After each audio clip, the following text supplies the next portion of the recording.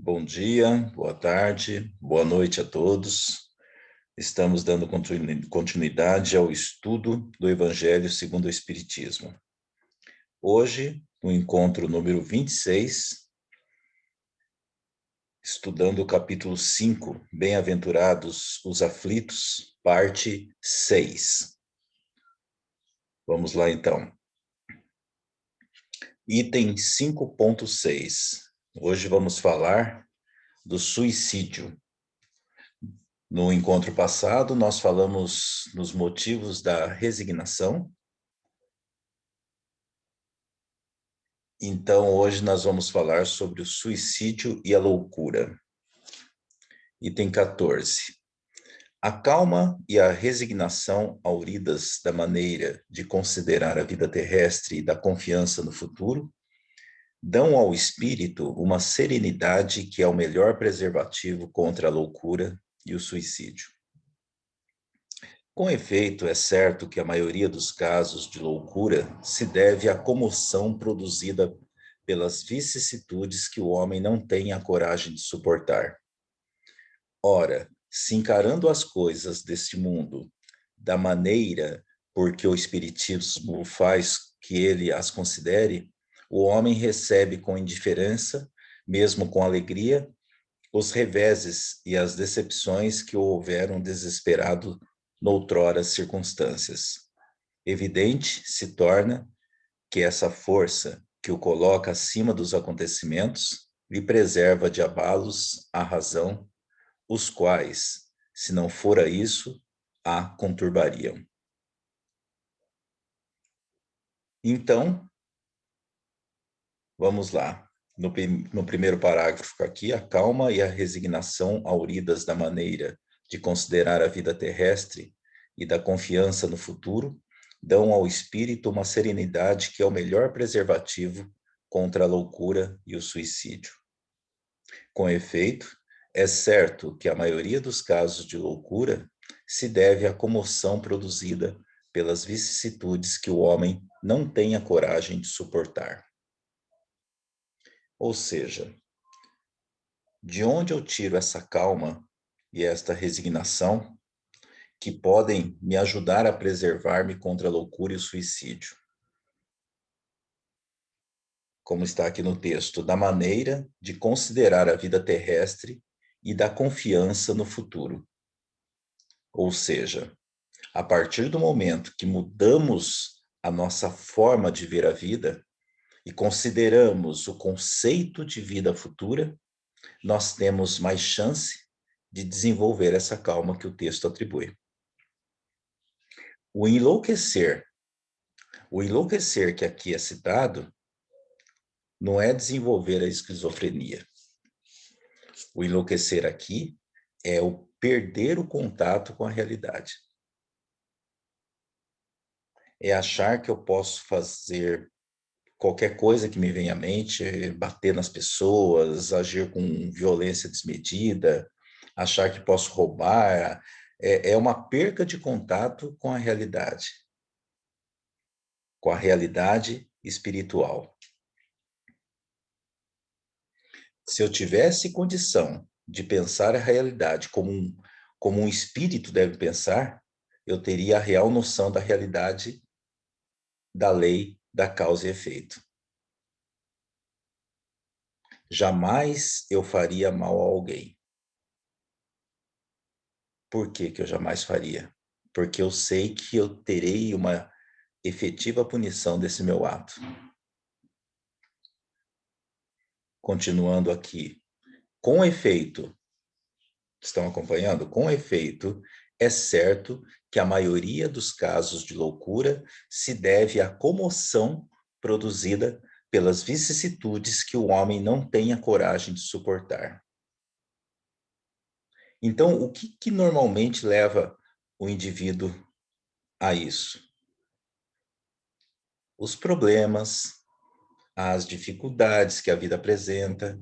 Essas dificuldades movimentam emoções, aquelas emoções internas. E diante dessas emoções, o indivíduo começa a flertar com o suicídio. Segundo parágrafo. Ora, se encarando as coisas deste mundo da maneira porque o Espiritismo faz que ele as considere, o homem recebe com indiferença, mesmo com alegria, os reveses e as decepções que o houveram desesperado noutras circunstâncias. Então, vamos lá. Quando eu começo a enxergar a vida da forma que o Espiritismo pede que eu enxergue, ou seja, que existe vida após a morte, aí a gente tem a noção que a gente vai responder por nossos atos. Ou outra forma também de visualizar que tudo aquilo que está acontecendo de ruim é colheita daquilo que a gente semeou. É a colheita daquilo que eu fiz lá atrás. E também está me libertando das minhas penas que eu devo cumprir. Então, diante de um problema, diante de uma contrariedade, diante de uma frustração, o indivíduo começa a receber com indiferença ou até com alegria. Perceberam a ideia? Desde que ele tenha a noção de que aquilo que ele está vivendo é fruto de algo que ele mesmo provocou. Puxa, que bom que eu posso pagar essa dívida.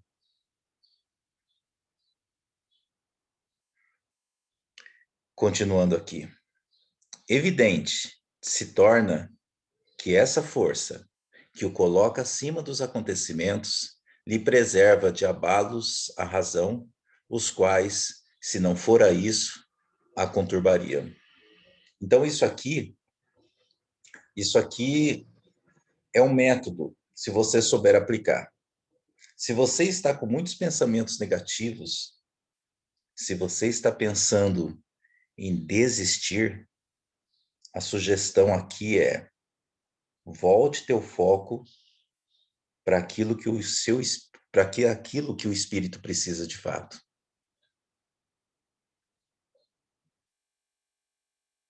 Continuando.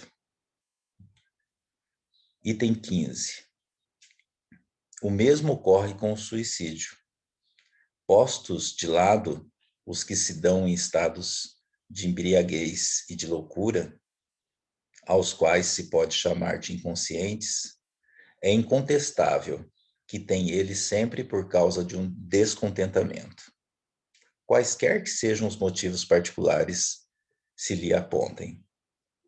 Ora, aquele que está certo de que só é desventurado por um dia e que melhores serão os dias que hão de vir, enche-se facilmente de paciência.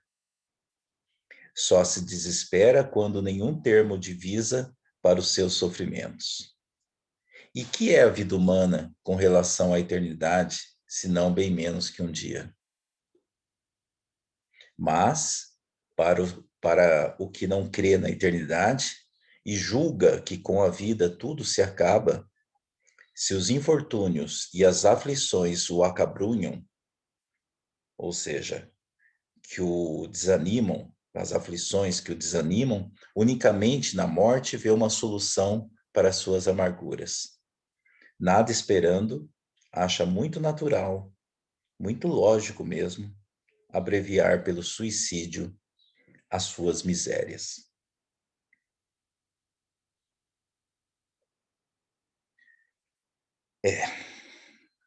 Então aqui começa a busca da razão pela qual o indivíduo pode cometer um suicídio. O que pode estar por trás de um suicídio? Lógico que tem vários fatores. E o texto aqui, ele já começa descartando as questões que envolve a embriaguez e loucura. O mesmo ocorre com o suicídio. postos de lado os que se dão em estados de embriaguez e de loucura, aos quais se pode chamar de inconscientes, ou seja, podemos chamar de suicídio inconsciente.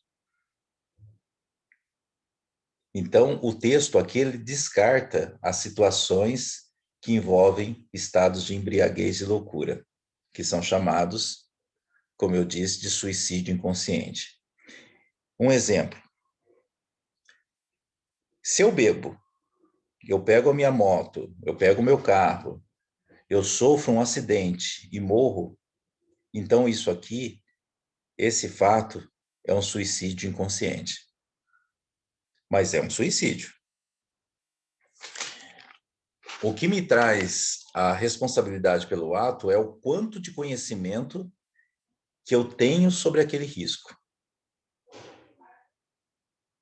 Se uma pessoa, um outro exemplo, se uma pessoa, por exemplo, ele vem em casa, na minha casa, ele vem de carro, e eu coloco um remedinho lá, um sonífero, no copo dele, e esse sonífero, obviamente, vai levar um tempo, né, para fazer efeito.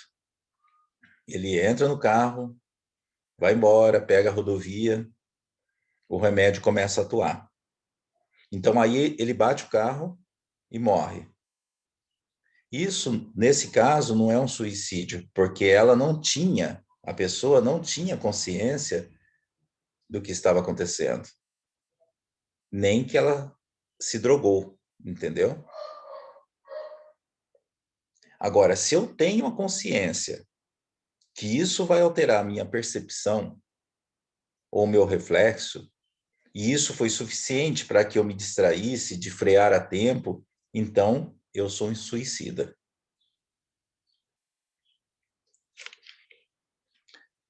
Se eu fiz algo no momento de loucura, por exemplo, uma mulher chega em casa e pega o marido com outra pessoa. Aí ela não consegue lidar com aquele fato, pega uma faca, se mata. Aquilo foi um suicídio, mas foi inconsciente, porque ela estava num estágio de loucura. Estava imersa em emoções incontroláveis, sabe? Aquelas emoções que são extremamente fortes, que acabam conturbando tudo, todo e qualquer raciocínio. Então, o suicídio, que não é considerado loucura, é aquele que é planejado, que o indivíduo prepara meticulosamente todas as etapas, entendeu? Quem vai definir,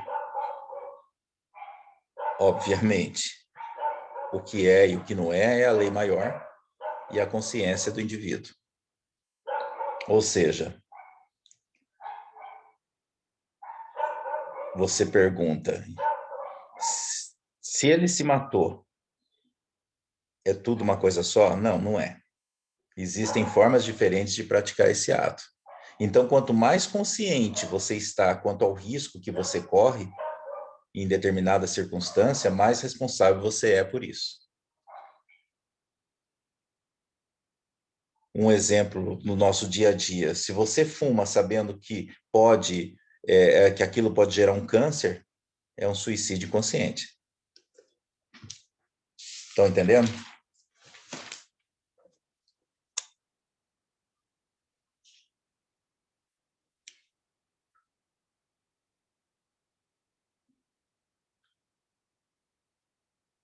Então, continuando o texto aqui, é incontestável que tem ele sempre por causa de um descontentamento, quaisquer que sejam os motivos particulares que se lhe apontem. Ou seja, ninguém se mata porque está feliz. Ninguém se mata porque está satisfeito com as coisas.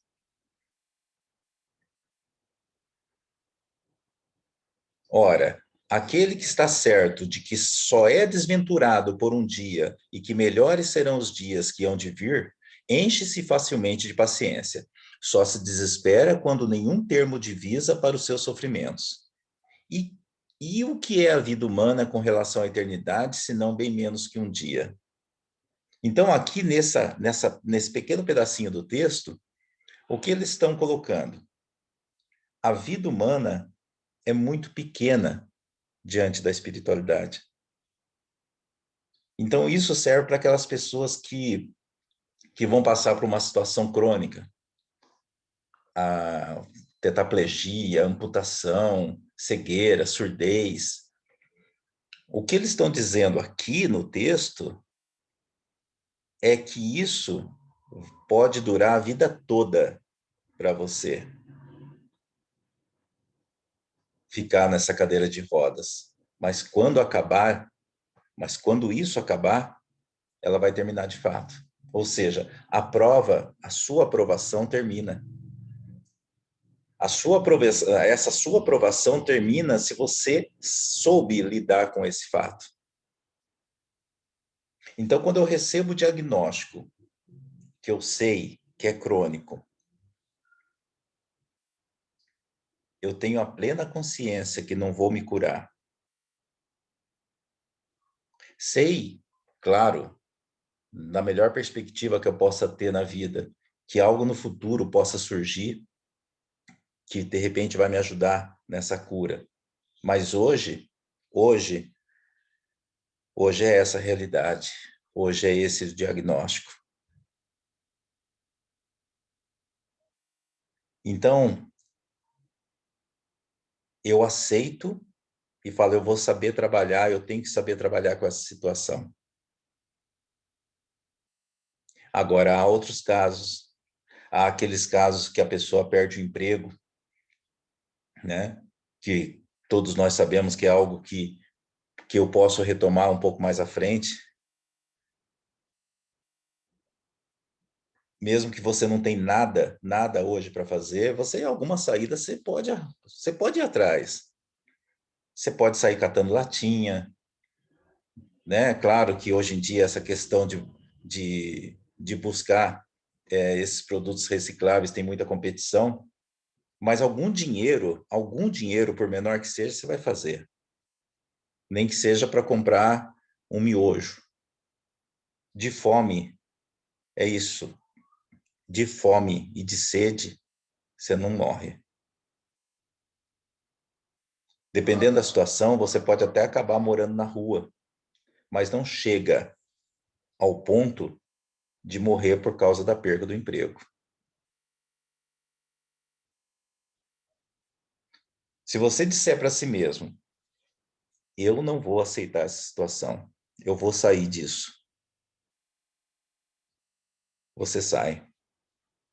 Pode não ser hoje, pode não ser amanhã, pode não ser a semana que vem, mas você sai. Tudo está aqui, ó, na nossa cabeça. Agora, há indivíduos que nem bem foi demitido na empresa, nem bem chegou em casa e acaba tomando uma atitude dessa, acaba se matando. Como que eu vou falar isso lá em casa? Como que eu vou falar isso para minha esposa? Como que eu vou falar isso para minha irmã? Gente, vamos pensar naquela pessoa que fica paraplégica na infância e sabe que vai ficar na cadeira de rodas o resto da vida.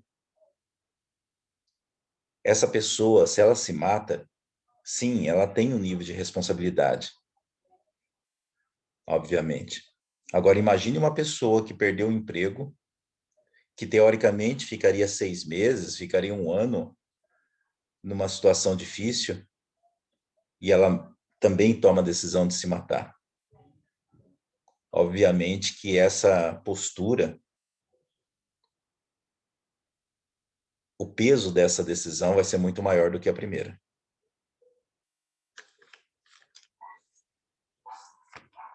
Há uma música que a letra diz assim: tristeza não tem fim, felicidade sim. Nesse mundo que nós estamos de provas e expiações, a tendência desses espíritos é o estado da tristeza. Obviamente que há breves momentos de alegria, de felicidade, mas em seguida volta-se a tristeza, volta-se a preocupação. A tristeza nunca acaba. Ela está mais presente na nossa vida do que esses breves momentos de felicidade. E quando eu falo tristeza, é tristeza, é angústia, é preocupação, sabe? Você compra um carro, você fala, ai meu Deus do céu, você nem dá tempo assim para ficar muito tempo contente. Fala assim, ai meu Deus, eu acho que é bom pegar sabe, eu vou contratar um seguro porque vai que, né? Vai que alguém rouba esse carro. Você coloca o seu filho na escola, ele sai com a van, fala, meu Deus do céu, tomara que não aconteça nada, nenhum acidente, sabe? É sempre momentos de extrema preocupação. Presta atenção, isso é comum na nossa vida. É sempre aquela sensação que algo de ruim vai acontecer, uma insegurança contínua. Mas tenha certeza de uma coisa, isso vai passar, isso vai diminuir à medida que formos evoluindo. Porque nos mundos superiores ao nosso, é uma realidade diferente. Os conceitos, a presença da felicidade vai aumentando. Por isso, a busca pela reforma íntima, a busca pela evolução, também está envolvido esse objetivo. Para a gente começar a pensar um pouco diferente, para a gente começar a ver a vida de uma forma um pouco diferente. Continuando, no terceiro parágrafo. Mas para o que não crê na eternidade e julga que com a vida tudo se acaba, se os infortúnios e as aflições o acabrunham, unicamente na morte vê uma solução para suas amarguras. Então, se você não crê na eternidade e visualiza a vida como algo que começa e termina aqui mesmo, para que você vai continuar vivo? Para que você vai continuar vivo tendo perdido uma perna, um braço, se você perdeu a sua coordenação motora? Para que continuar vivo fazendo hemodiálise dia sim, dia não?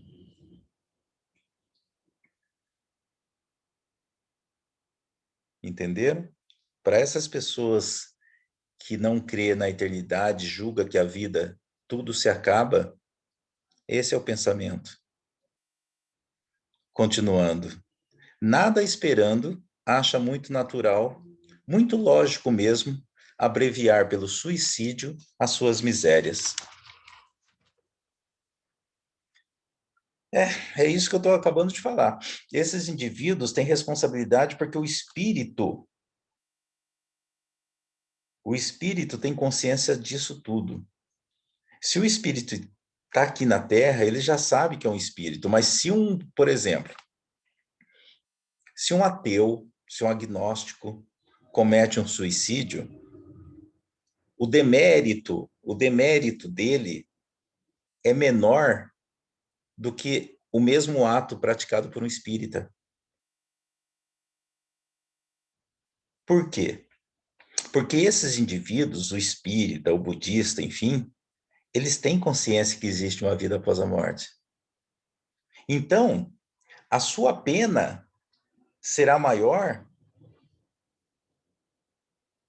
pela responsabilidade, pelo conhecimento que você já possui. Ou seja, não está relacionado à religião, mas sim àquele conhecimento já adquirido. Ok?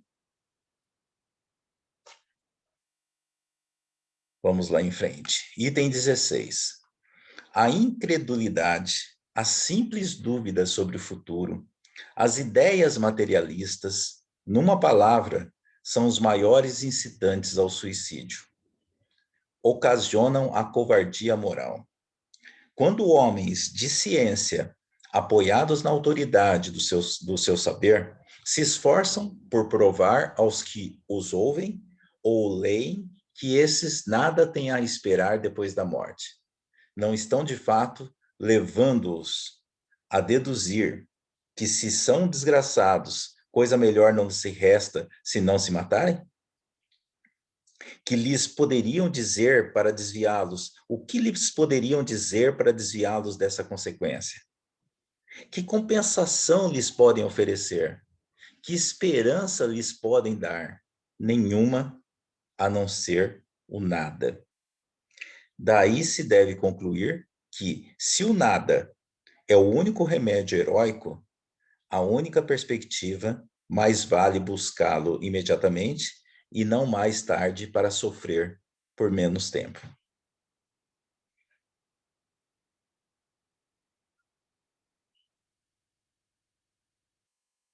Aqui o texto coloca claramente a responsabilidade daqueles que pregam a filosofia que nos levam ao nada, que são os materialistas, poderia chamar de maniqueístas também. Você tem aquelas pessoas que acreditam em céu e inferno, ou naqueles que acreditam que o corpo ficará ali repousando até Jesus voltar, né? A incredulidade, aqui, ó, primeiro parágrafo, a incredulidade. Ai, saiu do slide aqui, gente, espera aí um pouquinho. A incredulidade, a simples dúvida sobre o futuro, as ideias materialistas, numa palavra, são os maiores incitantes ao suicídio, ocasionam a covardia moral. Então, acreditar em alguma coisa é extremamente positivo. O seu filho não precisa crer naquilo que você quer que ele creia. Se seu filho crer em Jesus, em Buda, em Maomé, no Messi, no Slash, mas ele tem uma crença que o mantém vivo, valoriza. Se essa criança, se essa se essa criança, se esse jovem tem uma crença e essa crença é o seu referencial, deixa. No momento atual, onde há tanta dispersão de pensamentos, o jovem ter um referencial de vida, é algo que tem que ser valorizado. Por quê? Porque isso o mantém vivo. E isso motiva ele todos os dias ao acordar, a buscar, entendeu? Segundo parágrafo. Quando homens de ciência, apoiados na autoridade do seu saber, se esforçam por provar aos que os ouvem ou leem que esses nada têm de esperar depois da morte, não estão de fato levando-os a deduzir que, se são desgraçados, coisa melhor não resta se não se matarem? Que lhes poderiam dizer, o que lhes poderiam dizer para desviá-los dessa consequência? Nada.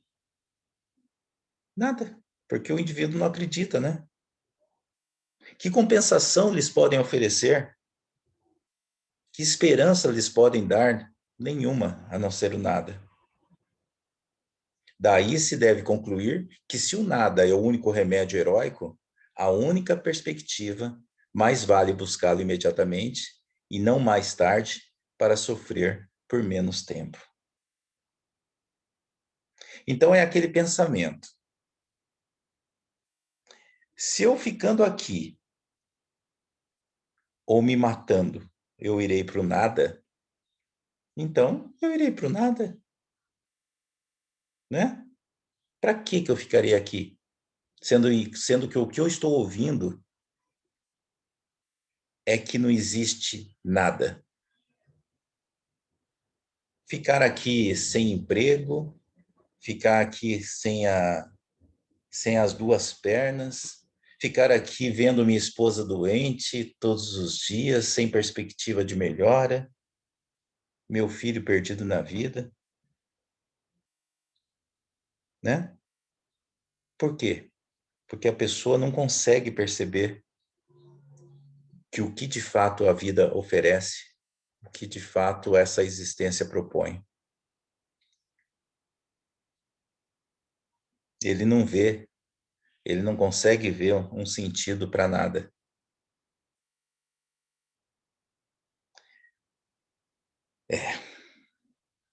É isso, pessoal. Esse bate-papo sobre o suicídio, que ele é bem complexo, ele continua. E continua na próxima semana. Espero encontrá-los novamente para... E o que vocês acham, e o que vocês acharam desse nosso bate-papo? Gostaria muito que vocês me chamassem, comentassem. Muitos de vocês gostaria de ouvir mais, para saber a opinião de vocês, o que vocês acharam, como vocês veem tudo isso que a gente conversou aqui. Uma ótima semana a todos. Deus abençoe a vida de cada um.